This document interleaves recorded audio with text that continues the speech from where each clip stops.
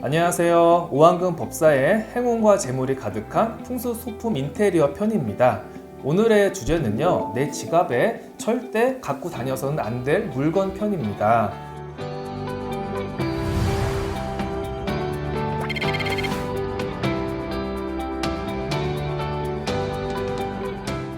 제가 얼마 전에 그 강호동의 밥심에 나가서 운이 좋아지는 방법에 대해서 좀 얘기를 하고 왔습니다. 그 중에서 절대 하지 말아야 될 행동이 남이 쓰던 지갑을 받지 말으라고 제가 얘기를 했습니다. 좀 이것만큼은 꼭 조심해라. 뭐 얘기해 주실 거 있으십니까? 일반적으로? 예, 이렇게. 예. 저는 개인적으로 중고 지갑은 받지 말라고 해요. 어. 왜냐하면 영업이나 사업을 하는 사람들은 그 지갑을 받고 금전이 막히는 경우가 있어요.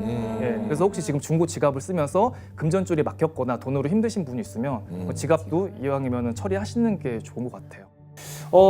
사람들은 운이 좋아지기 위해서 돈을 많이 들입니다. 부적도 쓰고요, 기도도 하고요, 나름의 방식으로 운을 높여가려고 하는데 사실은 가장 기본적이고 가장 중요한 걸 지키지 못해서 다른 부수적인 걸 해놓고 나서 운이 막히는 경우가 많습니다.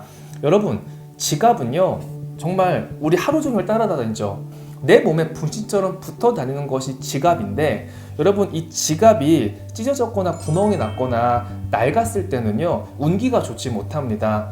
지갑도 좀 이렇게 깔끔하고 구멍이 나지 않거나 좀 깔끔한 걸 들고 다니셔야지 금전의 운이 좋아집니다.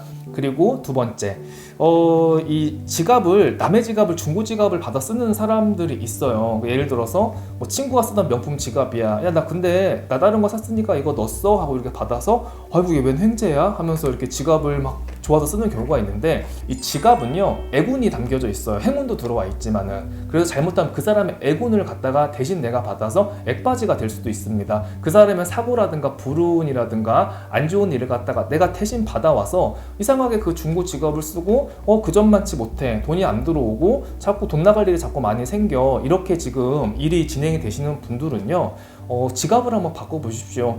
명품 지갑 필요 없습니다. 그냥 깔끔한 지갑이면 괜찮습니다. 굳이 뭐 명품 지갑 쓴다고 해서 부자 되는 거 아니잖아요. 깔끔하고 흠이 없고 이왕이면 다른 사람 손이 타지 않은 새 지갑을 한번 써보십시오. 그러면요 운기가 상승되는 걸 느낄 수가 있습니다. 그리고 세 번째입니다. 이거 가장 중요한 건데요, 여러분 그 지갑 보시면은 지갑에 영수증 잔뜩 막 구겨서 넣어갖고 다니시는 분들 있죠. 예. 근데 전에는 오한금부서도 그랬어요. 예전 과거에는요. 왜 나도 모르게 자꾸 영수증을 받으면은 지갑 속에 자꾸 넣고 다니나 몰라. 근데 지갑이 지저분하면요 절대 금전이 들어오지 않습니다. 오래된 영수증, 뭐 진짜 보지 않는 그런 종이들, 낡은 거, 메모지 이런 거 오늘 다 이제 꺼내서 영수증 다 쓰레기통에 버리십시오. 일단은 지갑에는요 현금과 카드만 들어올 수 있게끔 그렇게 관리를 하시는 게 좋습니다. 그리고 네 번째입니다. 여러분 이거 진짜 중요한 건데요, 여러분 지갑 보시면은 안에 명함이 되게 많을 거예요. 명함을 자세히 한번 지금 다 펼쳐서 보세요. 나랑 지금 연락하고 있는 사람이 얼마나 되나. 아마 연락이 끊긴 그런 명함도 있을 겁니다.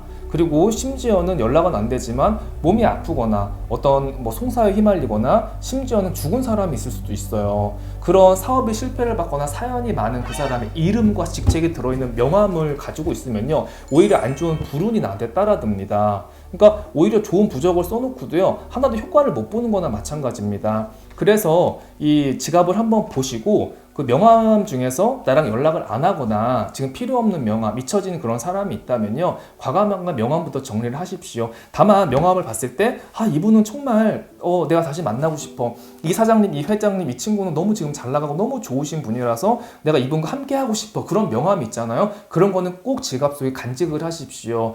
그러면은 그 사람의 운기도 같이 받을 수 있는 그런 효과가 있습니다. 다섯 번째입니다.